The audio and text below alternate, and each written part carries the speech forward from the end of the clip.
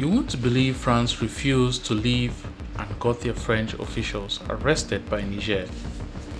The military junta ordered the French ambassador and several senior diplomats to leave the country within 48 hours, including one of President Emmanuel Macron's closest allies in Niger, a prominent French political advisor. Tensions escalated further when Macron responded by saying that France does not take instructions from what he described as an illegitimate authority, referring to the junta that seized power after the coup. It appeared he may have expected the military leadership to back down from its decision to expel French officials following his remarks. However, a momentous event took place. Niger deployed police teams to arrest all French officials and suspended the French ambassador's diplomatic immunity.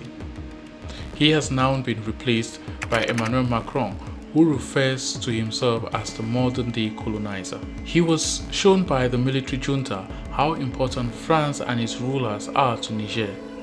But where are the French authorities now? And how were they located and apprehended? How is the situation developing, and what has France said in response? Let's investigate. We must take a step back to comprehend how we got to this point, in order to comprehend how the tensions have developed.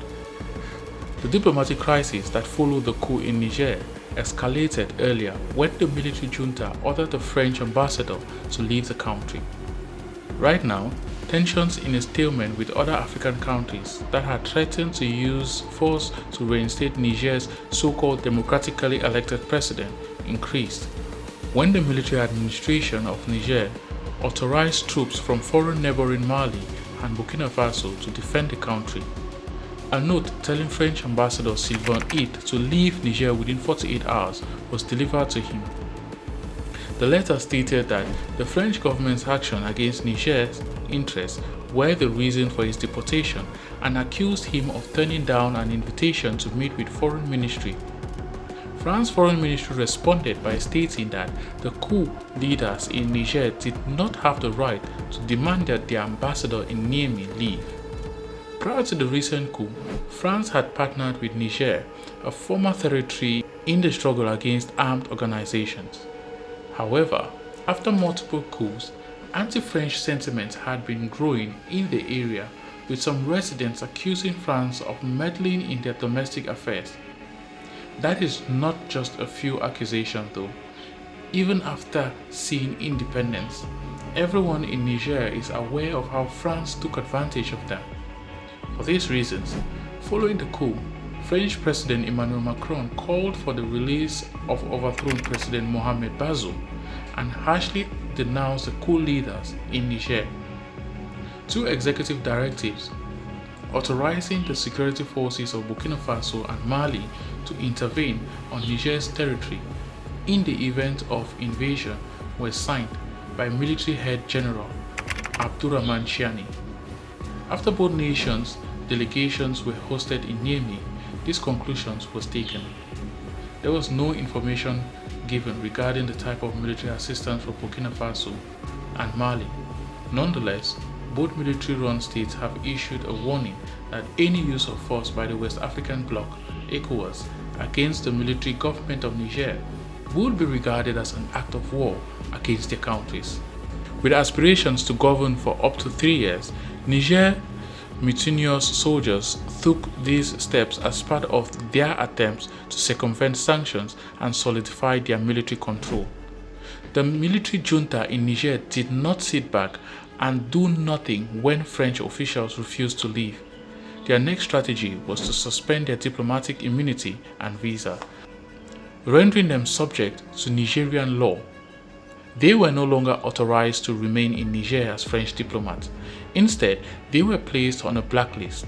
As a result, Niger's military authorities ordered the police to eject the French ambassador for disobeying the order, which Niger deteriorated relations and increased anti-French sentiment. The army officers who had taken control of Niamey the month before, according to the French authorities, were not authorized to make such a choice. As you can see, France made every effort to find a reason to remain in Niger, regardless of the consequences. If it departs now, it will send a clear message to the rest of the world that African nations are capable of expelling France, which was previously seen as a strong colonial power. Amid drawing growth wave of anti-French sentiment, the coup leaders in Niger have been distancing themselves from their former colonial power by adopting a strategy similar to that of neighboring Mali and Burkina Faso. The Nigerian people's awareness of France's exploitation both before and after colonization was the cause of their feelings. Without a doubt, the majority of colonial powers, including Portugal, Spain, and Britain, were brutally and barbarous during their colonial eras, but after it ended, they avoided getting involved in the affairs of former colonies. However, France never left its former colonies and kept draining them of their blood. Sylvain Ite, the French ambassador, and his family had their visas suspended, and the police were instructed to expel him.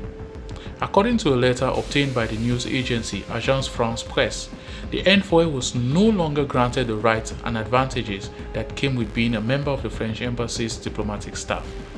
It had also stated that the ambassador and his family's diplomatic cards and visas had been revoked, and that the police were to carry out his deportation. The Western media has been promoting the idea that Niger's president was democratically elected ever since the coup. The West encourages exploitation in this way. Under a democratic flag, it encompasses everything. Nigerians, however, have a different narrative for them. It's a revolution rather than a coup. Chants of "Down with France" had been a regular feature of protests in the capital, notably in front of a French military installation in Niamey. In addition to calling for the reinstatement of the overthrown president, France has promised to back the efforts of the West African government's economic community to reverse the coup. Following the coup in Burkina Faso and Mali, France changed its approach and removed thousands of soldiers from those bordering nations. French President Emmanuel Macron restated France's support for President Bazoum and stated that the ambassador would stay in Niger after the military junta ordered him to leave. In order to test every French strategy, he made the game lengthy. Maybe he was unaware that things were different this time. Macron believed that the United States and the European Union would back him, so Niger would not want to put up with this pressure. He thereby put his life at danger by choosing not to call the French ambassador back. It's possible that he intended to manipulate the French ambassador's life by using him as leverage to test the capabilities of Niger's junta. Niger's military, however, showed its strength. Forces were dispatched to apprehend French diplomats in Niger when the window of opportunity to flee the country closed.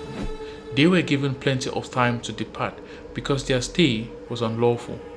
However, they failed to do so, which put them at risk of arrest.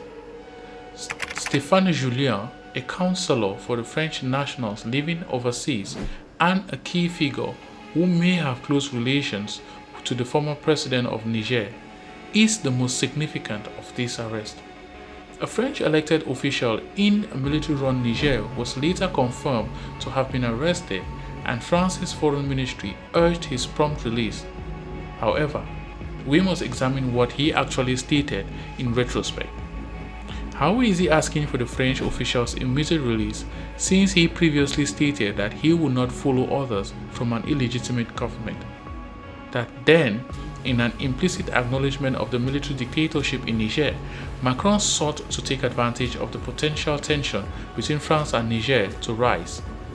As it turned out, he was mistaken to believe that the junta would not take such a risky action. The foreign ministry did not say whether Paris was informed on Julien's whereabouts or how and where he was taken into custody as a counselor to the French nationals living overseas. The arrested official carries the title of Conseiller des Sociétés de l'État étranger. These advisors are elected politicians who work closely with the nation's embassies and consulates on behalf of French immigrants. There are 442 such advisors globally, according to the Foreign Ministry's website. They help France expatriate with a variety of concerns pertaining to employment, education, social security, and other matters while serving 6-year terms. However, they provide a different function in African nations. The entire scenario can be explained by the constant close relationship within the president. These advisors convey whatever policy is developed in France. They are in charge of the French puppet president, much like masterminds. Following the French chancellor's imprisonment, France held negotiations with the military junta in Niger. The chancellor may have been released when terms of their release were established. However, what were these informal agreements' terms and the conditions? You will soon learn about them though. The chancellor's release has been confirmed by the French authorities 5 days after his arrest. Stéphane Julien, a counselor for French nationals living overseas, was freed on Wednesday, according to a statement from France's foreign ministry. The statement emphasized that the French government had demanded his release, although it gave no specifics regarding his release or the circumstances surrounding his arrest. How, though, could Niger let him go? At that point, you ought to be aware of Macron's response. Macron pleaded with the Nigerian junta, possibly for the release of the French official. Additionally, President Emmanuel Macron declared on Sunday that France would remove its ambassador from Niger and its military deployment there. This is the triumph of Niger. After years of exploitation, France has been beaten by Niger. The junta in Niger responded to this declaration by emphasizing that imperialist and neo-colonialist forces are no longer allowed on our country's land and stating that it represents a new step towards national sovereignty. The new era of mutual respect and sovereignty-based collaboration has already begun. The statement made by the junta in Niger demonstrates their dominance. It is instructing France on how to act and communicate in order to preserve its reputation. Given that France forces had recently left adjacent Mali and Burkina Faso owing to coup in those nations, this announcement severely damaged France's African policy, citing a lack of acceptance of the legitimacy of the coup leaders. France has continued to maintain its military presence in Niger after the July coup and repeatedly rejected an order from the new junta to return its ambassador, Sylvain Ide. Macron disclosed that the French diplomats were living in difficult conditions in the embassy, even surviving on military rations, as tensions between France and Niger had been rising in recent weeks. Macron's move followed the coup's leader's earlier Sunday announcement that, in an effort to reclaim control of skies and territory, they were barring French commercial and military planes from entering Niger's airspace. Other international aircrafts were not subject to these restrictions. In an interview with French media networks, Macron disclosed that he had a covert conversation with Bazoum, in which he told him that France had decided to recall its diplomat and ambassador. In front of the world, Macron is mocking himself. He is attempting to demonstrate that he is following directions from the deposed Nigerian president rather than the military dictatorship. Regardless of what he is attempting to convey, he and France have lost their standing and influence. French pride has just been destroyed by the military dictatorship in Niger. Macron attempted to reinterpret his request for the return of French troops in order to save his reputation, citing the Niger authorities' refusal to fight terrorism. Hollande declared that France would terminate its military collaboration with them. In order to secure a smooth transition, Macron said that the French forces will probably gradually withdraw by the end of the year in coordination with coup leaders. As the continent's objectives change, it's important to note that France's role as Africa's gendarme and policeman may be coming to an end, especially in light of the country's repeated military interventions in its former colonies in recent decades. The French quasi-empire in Africa is collapsing, as evidenced by the catastrophe in Niger. Following a coup, the former colony is rejecting French control, while other international powers, including China and Russia, are expressing interest. Hasty evacuations become commonplace when civilization falls apart. In search of emergency flights out of the chaos, terrified civilians swarmed to unstable airport terminals. This picture took place in Niamey, the capital of Niger, as hundreds of French citizens and other EU citizens rushed out of West African countries. Crowds targeted France's embassy, damaged windows, and set fires to perimeter walls as they chanted "Down with France." During the revolution, as Bazoum was placed under house arrest, worries about Westerners' safety grew. France responded with a strong declaration from the Élysée Palace, threatening swift and unyielding punishment for any assault on France's and her interests. This was an act of desperation.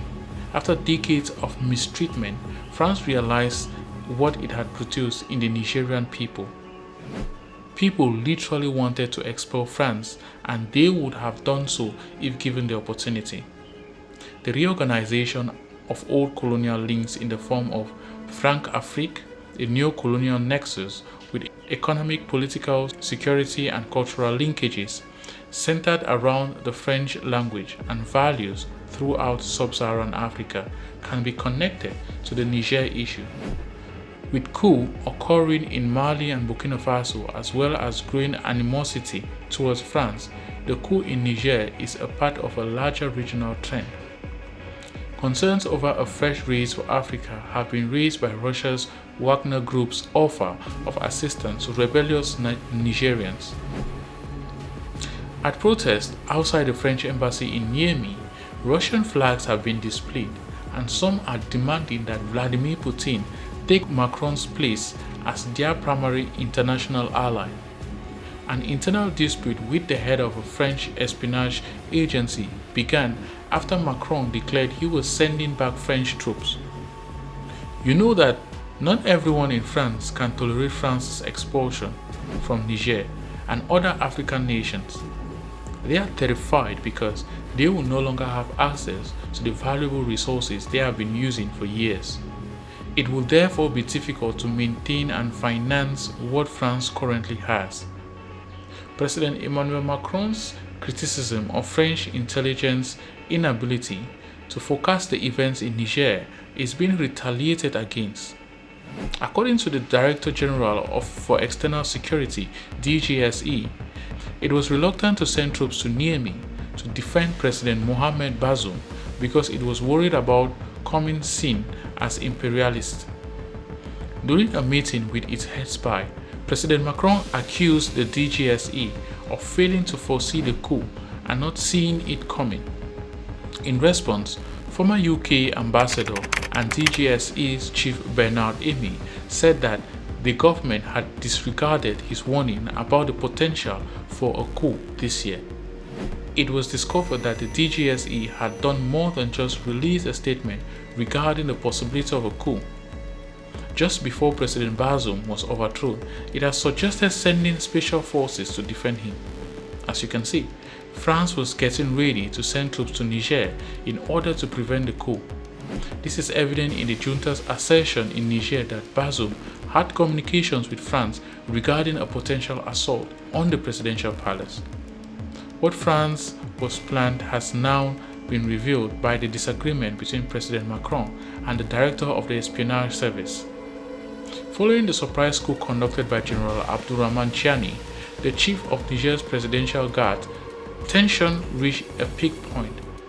During a Defense Council meeting held at the Élysée Palace, Emmanuel was reportedly chastised by President Macron for not foreseeing the coup in Mali, another former French colony in West Africa. In 2021, the dispute calls into doubt France's goals in Africa. Before the coup took place, what information did Macron want to know? Does he have a duty to meddle? Now, what was meant to happen has actually occurred. Even now, France's influence in Africa has diminished. Following Mali, Burkina Faso, Gabon, and Niger, additional African nations will expel France. Macron may now realize that symbolic resistance and diplomatic pressure are no longer producing the same results in Africa. Across the continent, many leaders are increasingly prioritizing sovereignty and immediate action over prolonged political negotiation. If France hopes to repair its image and rebuild trust, some believe it may need to rethink its entire approach to Africa, including reducing its military footprint and committing to a relationship based on mutual respect and non-interference. Others argue that a formal apology for past actions and policies could also become part of the conversation. At the center of this debate is a large question. Should former colonial powers now fully operate according to the political terms and decisions set by African nations themselves? And was France's strategy in Niger an attempt to buy time and preserve influence, or simply a diplomatic effort to manage a difficult situation? These are important questions, and the conversation around them is only growing louder across Africa and beyond. What do you think? Should France officially apologize in order to restore relations? Has the balance of power between Africa and former colonial powers begun to change? And what does Niger's stance mean for the future of foreign influence in the Sahel? Share your analysis in the comments below, and if you want more in-depth videos like this covering African geopolitics, sovereignty, and the changing power dynamics in the Sahel, subscribe to the channel and turn on the notification so you don't miss the next upload.